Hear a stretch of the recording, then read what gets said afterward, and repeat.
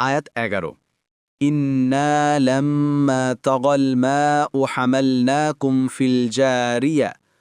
অনুবাদ, যখন জলোচ্ছ্বাস হয়েছিল নিশ্চয় তখন আমরা তোমাদেরকে আরোহণ করিয়েছিলাম নৌযানে।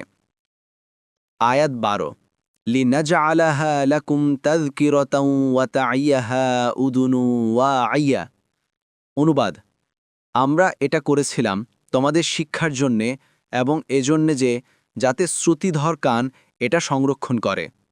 আয়াত 13 فَإِذَا نُفِخَ فِي الصُّورِ نَفْخَةٌ وَاحِدَةٌ। অনুবাদ, অতঃপর যখন সিংগায় ফুঁক দেয়া হবে, একটি মাত্র ফুঁক। তাফসীর 1 নং ফুটনোট।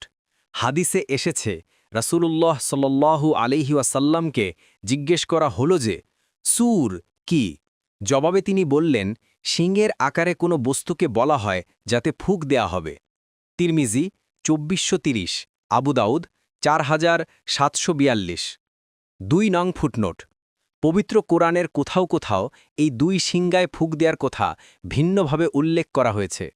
দ্বিতীয় ফুৎকারের সময়টিতে গোটা বিশ্বজাহানের লণ্ডভণ্ড হয়ে যাওয়ার যে অবস্থা সূরা আল হাজ্জের 1 ও 2 আয়াতে, সূরা ইয়াসিনের 49 ও 50 আয়াতে এবং সূরা আত-তাকবীরের 1 থেকে 6 পর্যন্ত আয়াতে বর্ণিত হয়েছে তা তাদের চোখের সামনে ঘটতে থাকবে। পক্ষান্তরে সূরা তহার 102 থেকে 112 আয়াত, সূরা আল আম্বিয়ার 101 থেকে 103 আয়াত, সূরা ইয়াসিনের 51 থেকে 53 আয়াত এবং সূরা কাফের 20 থেকে 22 আয়াতে শুধু সিংগায় দ্বিতীয়বার ফুৎকারের কথাই উল্লেখিত হয়েছে। আয়াত 14 ওয়াহুমিলাতিল আরদু ওয়াল জিবালু ফাদুক্কাতা দাক্কাতাও ওয়াহিদাহ।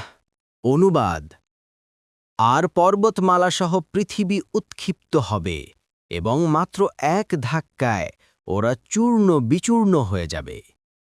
আয়াত 15 ফায়াউনাইযিন ওয়াকাআতিল ওয়াকিআহ। অনুবাদ, ফলে সেদিন সংঘটিত হবে মহা ঘটনা।